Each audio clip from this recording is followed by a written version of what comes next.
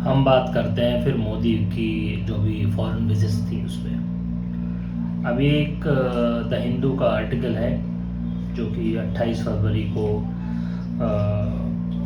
Market में out हुआ था। उसमें था कि जो नॉर्वे का सोवरेन वेल्थ फंड है जो कि वर्ल्ड के टोटल इमर्जिंग मार्केट्स में अच्छी खासी होल्डिंग रखता है, उसने अडानी को black list plus huge selling Adani के स्टॉक्स में, पर्टिकुलरली दो स्टॉक्स में करी थी।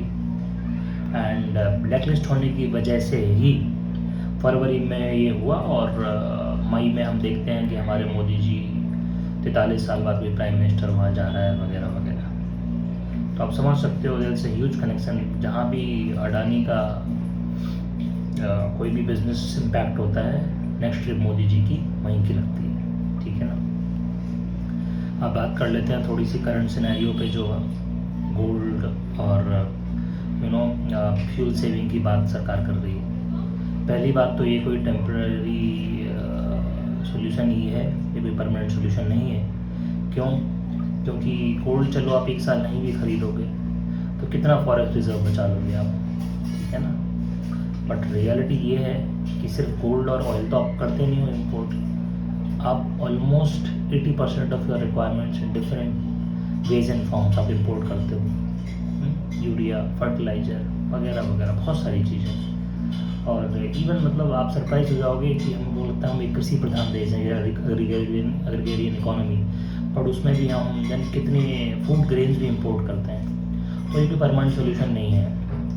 प्रॉब्लम ये है कि भैया हमको एक एक्सपोर्ट नेशन बनना पड़ेगा, तो उसके लिए हम चीज़ें बनानी पड़ेंगी। अभी मोदी जी हर जगह ब्रांडिंग करते, 140 करोड़ जनता, और 140 करोड़ जनता सिर्फ कंज्यूम ही कर रही है, हम बना क्या रहे हैं। और ऐसा भी नहीं कि आपको 1-2 साल हुए, 12 साल हो गए, आपने ऐसी कौन सी चीज़ नई बना के विदेशों को भेजना स्टार्ट किया है। एक तो तरीका है कि हम पूरी क्लोज्ड इकोनॉमी बन जाएं, हम सब कुछ यहीं खाएं यहीं खरीदें, तो ठीक है, डॉलर पर हमारी डिपेंडेंसी ख़त्म है। बट ऐसा पॉसिबल है नहीं। क्यों? क्योंकि हम ऑयल तो इम्पोर्ट करना ही पड़ेगा हमें, ठीक है। ऑयल हो गया, बहुत सारी चीज़ें, गोल्ड है, फूड ग्रेन्स, इलेक्ट्रॉनिक्स, पता नहीं क्या क्या, मतलब कौन सी चीज़ें हम बनाते हैं, ठीक है। तो डॉलर की प्रॉब्लम, फॉरेक्स रिजर्व्स की प्रॉब्लम इतनी इजीली सॉल्व होने वाली है नहीं जितना कि बताया जा रहा है। तो अब करें क्या? सॉल्यूशन इसका ये कि है, जब तक हमारी मैन्युफैक्चरिंग सेटअप इतनी स्ट्रांग नहीं होगी कि हम वर्ल्ड को कुछ ऐसी चीज़ बना के दें जो सिर्फ हमसे ही मिले लोगों को, तभी लोग हमसे चीज़ें खरीदेंगे।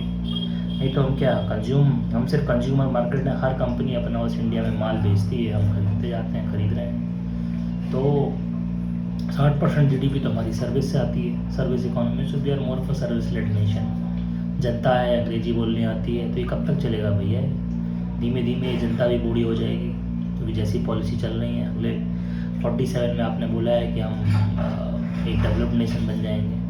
47 तक अगर मैं अपनी बात करूँ तो आज से मोटा मोटा 21 साल भैया मैं भी सीनियर सिटीजन बन जाऊँगा, मेरे जैसे जाने कितने सीनियर सिटीजन बन जाएंगे, और ये जुमलेबाजी में हम फंसे रहेंगे।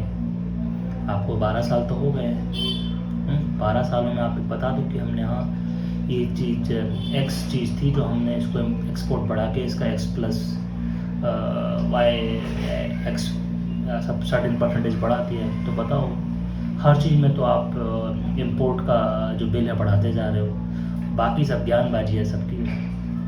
ये छोटे छोटे जो आप लोगों के, पहली बात तो अगर जो आप हमें कॉम्प्रोमाइज़ या वो हमें कुर्बानी देनी है तो आप सारे पॉलिटिशियन मिलकर दो ना। बड़े बड़े बंगले हैं, खाली करो इन पे, क्योंकि बड़े बंगले ऑब्वियसली मेंटेनेंस के लिए ज़्यादा स्टाफ चाहिए, ज़्यादा खर्चे हैं, बड़े बड़े आपके लंबी गाड़ियों के काफ़िले हैं, उसको बंद करो आप, ठीक है। तो ये मतलब सिर्फ हर चीज़ जनता ही करे तो भैया फिर आपको हमने बनाया ही काय को है ना।